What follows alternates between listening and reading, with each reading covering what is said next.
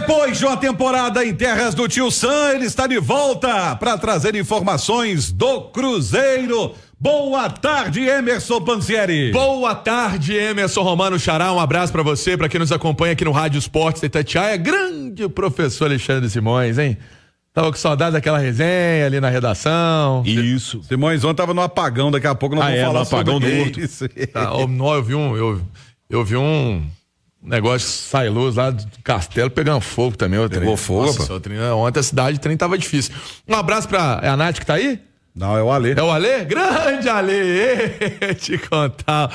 Grande é nosso Alê. Olha aí, ó, lá na Casa do Terror. É brincadeira. Ó, um beijo pra você, Alê. Saudade também. Romano, deixa eu trazer as informações do Cruzeiro, porque é um trabalho que tá sendo finalizado agora na Toca da Raposa, pensando nesse jogo contra o Betim, amanhã, terceira rodada do Campeonato Mineiro, e é um trabalho importantíssimo para trazer uma informação. Alô, Nação Celeste, sabemos de várias caravanas que estão vindo, né, de fora de Belo Horizonte, querendo acompanhar o jogo. Interior gosta desse jogo, né? Cidades do interior, para acompanhar um duelo 4:30 da tarde, porque depois da partida dá para voltar tranquilão para casa, para pegar a estrada com segurança, com tranquilidade, não vai chegar tão tarde assim na sua cidade. Então, a informação é que o Gabigol deve fazer a estreia no Mineiro. Gabigol já fez a estreia com a camisa do Cruzeiro no FC Series, né? Inter e Co, lá nos Estados Unidos, né? E aí estávamos lá com imagem, com vídeo, fizemos essa transmissão do jogo contra o São Paulo e também do jogo contra o Atlético, né? No Inter e Co Stadium. Então teve o Gabigol com a camisa celeste, com a camisa 9 do Cruzeiro, inclusive no jogo contra o Atlético. Eu me lembro de uma bola que ele recebeu do Matheus Pereira e ele bate na diagonal de canhota e fez o Everson trabalhar, o jogador que vai se soltando, melhorou a parte física nos últimos dias, por isso não foi relacionado, por exemplo, para esse jogo em Brasília, ficou trabalhando de forma séria na Toca da Raposa, mas a intenção do técnico Fernando Diniz é contar com o Gabigol, contar com camisa 9 para esse duelo contra o Betim. E aí, o Xará, Simões, Alê, eu sei que a torcida fica empolgada porque é ver o cara que tem aí esses números importantes no Flamengo, que chegou com o Cruzeiro com essa expectativa lá no alto, Xará. E tem aquele detalhe também, olha, o fato de que é em casa, é o primeiro jogo valendo pontos em casa, no Mineirão, com a presença do Gabigol, né? Então tem um atrativo a mais. Tem esse apelo, né? Que o torcedor, evidentemente, tá louco para ver o Gabigol de perto. A gente teve um termômetro disso com a torcida do Cruzeiro, que foi em grande número aqui nos jogos em Orlando, né? E o Gabigol é o jogador naturalmente mais comemorado do time, e também tem com relação à parte técnica, a parte física, a parte tática, que pro Gabigol, quanto mais minuto ele tiver em campo, a chance dele evoluir nesses aspectos é muito maior, né? Tecnicamente ele precisa de jogo, já que ele teve uma temporada de 2024 muito irregular, seja pela lesão, seja pela suspensão, seja pela opção do então treinador Tite do Flamengo, que colocava ele no banco, até do Carlinhos, né? Então ele precisa de ritmo para readquirir a parte técnica com confiança e tal. A parte física, não tem nenhum trabalho que você faça durante a semana fisicamente que seja tão importante e tão eficiente quanto o jogo, porque por mais que você se esforce no treino, no jogo você sempre tem uma bola que você vai buscar que você não buscaria no treino, você sempre tem uma entrega maior, porque evidentemente está valendo os 3 pontos. E a parte tática, que é o entrosamento, que é a assimilação das ideias do Fernando Diniz.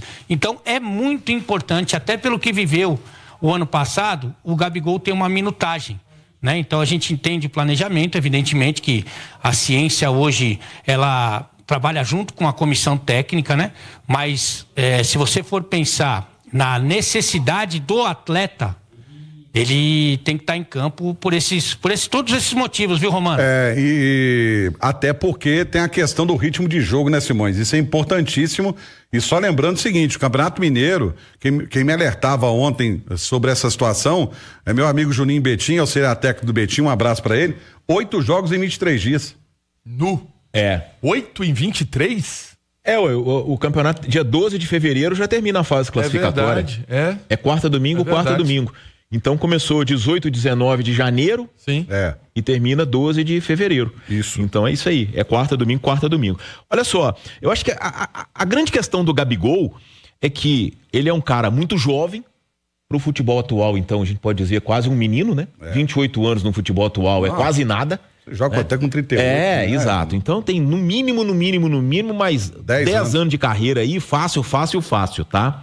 Só que ele chega ao Cruzeiro tentando acabar com uma imagem de 2024, quando ele não conseguiu alcançar os 2 dígitos de gols pela primeira vez, podemos dizer assim, desde que ele, né, de 2018 pra cá, tá? A pior temporada dele tinha sido em 2023 com 20 gols. Ano passado ele fez 8. A gente entende todos os motivos, a questão do Tite, né? A birra com o Tite, do Tite com ele isso, e tal. Exatamente. O Tite chegou a botar o Carlinhos de titular e o Gabigol no banco, né? Isso é sacrilégio. É um pecado, né? Fazer um negócio desse. Mas de toda forma, é a chance que o Gabigol tem de mostrar, tô aí ainda. Tá? Eu ainda sou o Gabigol, eu ainda penso em seleção brasileira e pode pensar que o Brasil vive uma carência de centroavante. Isso. Então, quer dizer, eu acho que acho que a gente tem aí uma situação de um casamento que pode vir a ser perfeito. Porque o Cruzeiro precisa do fazedor de gols, né? Mas o Gabigol também precisa voltar a fazer gols. E nada melhor do que ter uma estrutura como a que o Cruzeiro tem e um time como que o Cruzeiro tem para poder dar ao Gabigol a oportunidade de viver um 2025 muito diferente do que foi a temporada passada. E esse negócio que você trouxe aí, esse dado de que pela primeira vez ele não teve 2 dígitos, né? Também deve mexer com o jogador. O jogador fala assim, eu vou... Sabe, eu sou artilheiro e tal, não tô conseguindo jogar, o cara fica pela vida. Com certeza. E mais, né, Romano? E não é que ele não vai ter concorrência. E no Flamengo ele tinha uma fortíssima do Pedro, né? Que é um baita centroavante. No Cruzeiro ele tem. A gente não sabe ainda quais são os planos do Diniz pro Caio Jorge, né, o Pansieri? Porque ele ainda nem estreou por causa de questão de lesão. Mas de toda forma, além de terminar 2024 muito bem, tá? O Caio Jorge é um baita centroavante. Sim. Então não é que também, o Gabigol Não, ele tem uma concorrência e uma concorrência fortíssima. Porque o Caio Jorge é um baita centroavante e vai dar muito trabalho pro Gabigol. A gente não sabe se o Diniz vai usar os 2 e eu acho que pode até utilizar, mas de toda forma, o Gabigol tem sim uma concorrência fortíssima dentro do próprio Cruzeiro também. Xará, e o Caio Jorge? E o KJ? Qual a situação dele? É um jogador que pode ficar à disposição quando ou ainda não tem uma previsão para o técnico Fernando Diniz poder utilizá-lo? A informação, inclusive, que trouxemos ontem na nossa jornada esportiva, né, atualizada, jornada ontem à noite, e falava muito do Caio Jorge. O Caio Jorge treinou ontem, o Caio Jorge treinou anteontem, e essa expectativa do aproveitamento dele hoje, para saber se ele vai ser relacionado ou não para o confronto contra o Betim. A informação que eu tenho é que no IMG Academy, né, nos Estados Unidos, o jogador, ele fez parte em campo com os demais companheiros, fazia uma atividade diferenciada também com a atividade proposta pela preparação física, pelo departamento médico, para melhorar, para se recuperar da lesão que ele teve no fim do ano, mas que o jogador estava totalmente comprometido e é um cara que tá com fome, né? Tá com fome, tá com vontade de vencer, sabe dessa concorrência que é gigantesca no Cruzeiro. O Cruzeiro fez, né, essa contratação aí do Dudu, do Marquinhos, com jogadores de lado, contratou também o Gabigol, sabe que a concorrência tá cada dia mais forte no ataque, então quer se entregar ao máximo. E fica a expectativa dele ser aproveitado, dele ser relacionado pro duelo contra a equipe do Betim. E a informação que acaba de ser atualizada pelo próprio Mineirão, o Cruzeiro pedindo aumento para 35 mil torcedores. 35 mil torcedores para esse jogo das 4:30 amanhã com a nossa jornada esportiva, sempre trazendo tudo de Cruzeiro e Betim. Xará. Ale Oliveira, eu confesso para você, estou muito curioso para ver de repente uma dupla de ataque, Gabigol e Caio Jorge. Eu acho que é uma expectativa, inclusive, do Fernando Diniz. Se não fosse a lesão aqui mesmo em Orlando, talvez fosse a escalação que pensasse o treinador do Cruzeiro, né?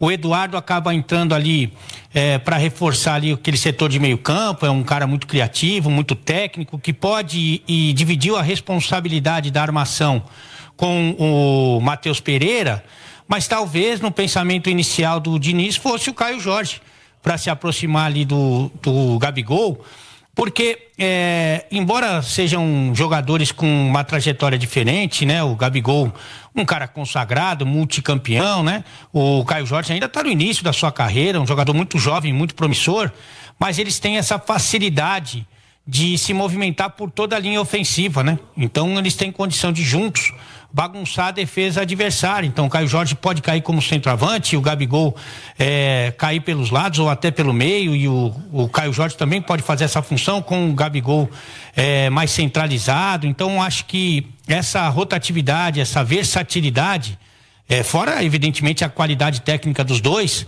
podem ajudar muito o Cruzeiro. Eu acho que os dois vão jogar juntos. Não penso no Gabigol indo para o banco de reservas, a não ser por uma circunstância de lesão ou algum desgaste, né? Eu acho que, evidentemente, que a contratação, o esforço financeiro foi feito para dar tempo ao Gabigol, mesmo que ele não esteja ainda no seu melhor. Ele vai ter uma minutagem para que ele possa se recuperar, mas o Caio Jorge entrando ao lado dele, eu acho que é uma alternativa muito, mas muito interessante. Claro que vai depender também do adversário, enfim, desse entrosamento que deve acontecer, mas eu acho que fica a expectativa na cabeça de todo mundo, na minha também, na sua, do Diniz e principalmente do torcedor cruzeirense, né, Romano?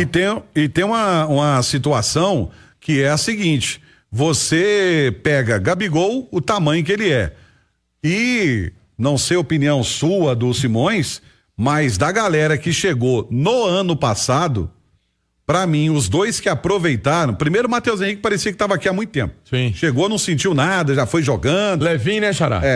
E o outro foi o Caio Jorge, que recuperou. Então, assim, eu acho que a expectativa cresce mais pelo fato de que o Caio Jorge terminou o ano bem. Você não tem a dúvida que, inclusive, tem uma curiosidade, né?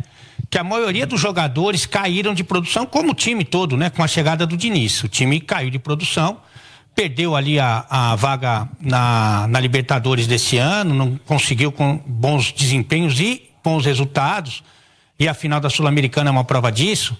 E o Caio Jorge, ele melhorou com a chegada do Diniz. O Mateuzinho que você citou, ele sempre jogou bem, independentemente se era o Seabra, se era o Diniz, o Mateuzinho sempre entregou tudo. E o Caio Jorge, ele começou meio titubeante, talvez sem ritmo, sem entrosamento, e com a chegada do Diniz ele melhorou, acabou sendo a grande referência ofensiva do time do Cruzeiro, né?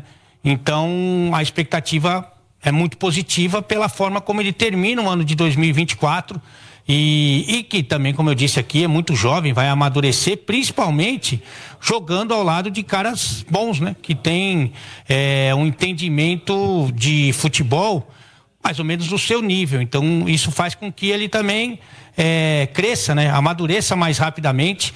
Então o 2025 do Caio Jorge tem tudo para ser brilhante, viu? Ô Simões, é aquela história, né? É ao lado dos bons que a gente fica melhor, né? Ah, sem dúvida, o Romano. E o Caio Jorge e o Gabigol, né? Eles têm essa característica, né? O próprio Gabigol já viveu essa experiência de formar uma dupla com um centroavante, que foi em 2022, quando o Dorival Júnior chegou ao Flamengo e escalou ele e Pedro. O Bruno Henrique estava machucado, né? O Bruno Henrique tinha sofrido uma lesão e ele escalou a dupla de ataque dele, Gabigol e Pedro. E o Gabigol era o cara que flutuava mais, o Pedro fixo de área. No caso do Diniz, a facilidade é ainda maior, né? Porque eu vejo no Caio Jorge também a capacidade de flutuar. Sim. De não ser aquele cara que fica enfiado na área. Então o Gabigol já viveu essa experiência, jogava mais ali até pelo lado direito, né? Quando formava a dupla com o Pedro, com a perna invertida, mas se saiu bem, tanto que foi campeão da Libertadores e fez o gol do título, e foi campeão da Copa do Brasil. Aquela decisão contra o Flamengo. E o Caio Jorge mostrou aqui no Cruzeiro que tem essa capacidade. Então pode ser uma dupla. Eu não acredito muito nos dois num trio, sabe? De ataque. Aí mais Dudu, porque aí eu acho que o time fica muito pouco combativo. né? A não ser que não jogue o Matheus Pereira, aí se joga com 3 volantes, aí com Christian e Matheus Henrique, mas é uma possibilidade real que o Diniz tem, de usar Caio Jorge e Gabigol juntos, porque os dois têm facilidade de não ser simplesmente aquele centroavante, aquele cara de área.